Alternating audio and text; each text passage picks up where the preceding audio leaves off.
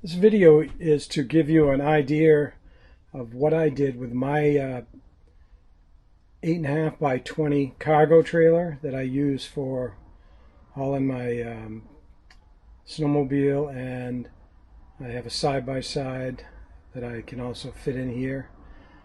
What initially I started out, all I wanted to do was power the indoor lights here on the ceiling without having to be connected to the truck. So it started out small, and then it kind of morphed into more than I actually need, but not quite enough for you to have like an AC power setup. So what I have is I had 3 AGM batteries. I use AGM batteries because this trailer is used a lot in the wintertime, particularly for snowmobiling and ice fishing. And the lithium batteries, they would be too cold for them to charge properly. And I have a 2000 watt Renogy inverter. On the roof of the trailer I have 2 100 watt Renogy solar panels that are wired in parallel, and they come into the trailer via this wire here through there. So you follow these down. One thing Renogy doesn't do is they don't color code their wires. They're all black, so you have to color code them yourself, which is what this blue tape indicates on these wires. Those are the positives of the setup. The system works quite well. I've had pretty good luck. I've wired in a distribution box, a fuse box. I also have 2 bus bars, one for the negative, one for the positive. They come off of the batteries. And I also have a Noco Genius battery charger that runs out of the trailer here, and there's an outlet on the outside, so if I want to plug it in where I'm at a power source, that will also charge the batteries as well. The 100 watt panels on the roof do a pretty good job utilizing this solar controller. I had a Wanderer 30 amp controller, and that didn't work very well, so I got rid of that and seemed to have much better luck with this one.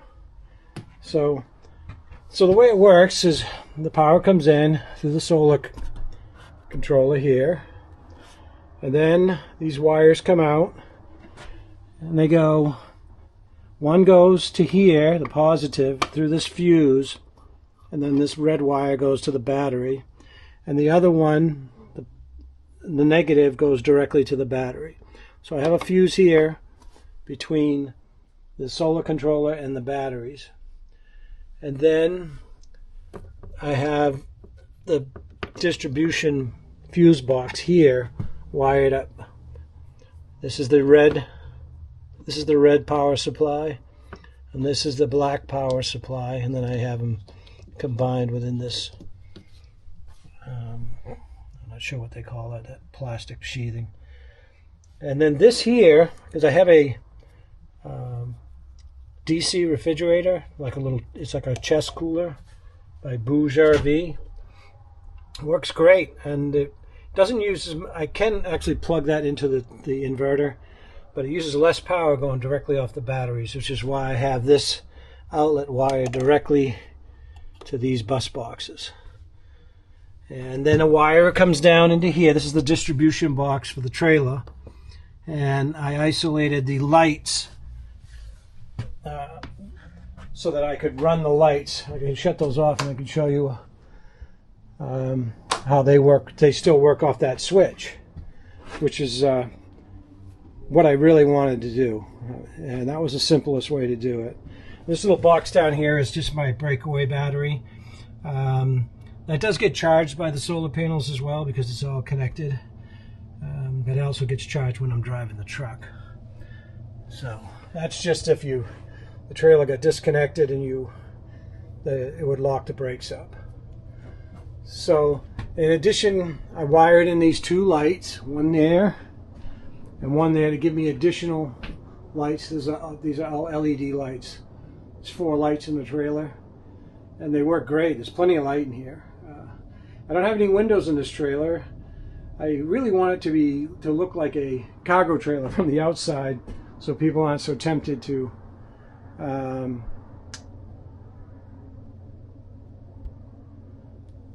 break in. So I keep my snow machine in here year round, unless I'm going to go camping or something. Then I'll take it out and put a cover on it. But it pretty much lives in here year round, the snow machine.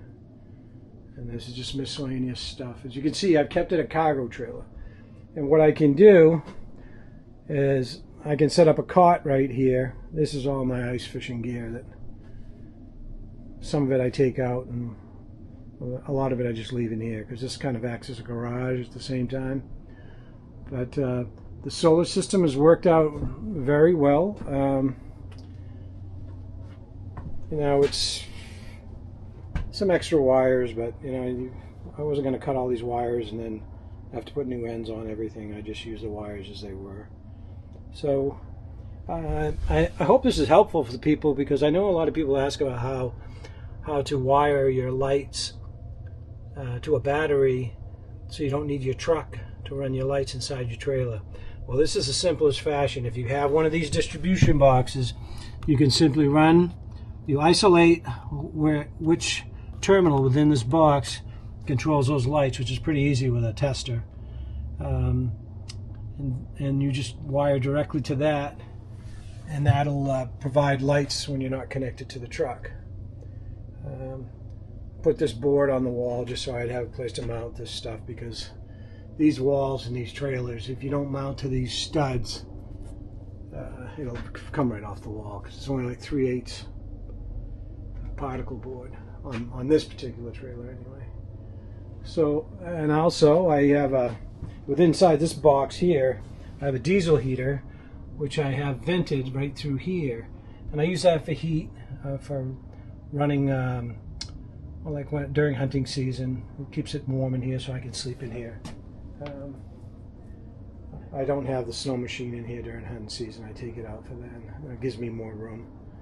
So it works out pretty good, actually. And if you have any questions, feel free to comment. This isn't some journeyman electrician doing this. This is a guy who's learned on YouTube. I've actually installed a couple of different solar setups, and everything works properly. It's all connected properly. It may look a little messy, but it's really not messy at all. So, well, thanks for watching, and like I said, if you have any questions or comments, feel free to leave a message. Thanks. These are my two 100-watt Renogy solar panels on the roof of my trailer. They are mounted with 3M VHB tape, and also that super bonding white tape. They've been on this trailer for 2 years. I have at least 5,000 miles on the trailer since I put them on, and they haven't moved a bit. So I highly recommend mounting them this way rather than drilling holes in your trailer. This is where my solar panels enter the trailer, right here. And, this is the trailer. It's a 8.5 by 20. Easy Hauler is the brand. It's a pretty good trailer. I've got quite a few miles on it now. Pretty dirty right now because I just came back from ice fishing up north. But that's the unit right there.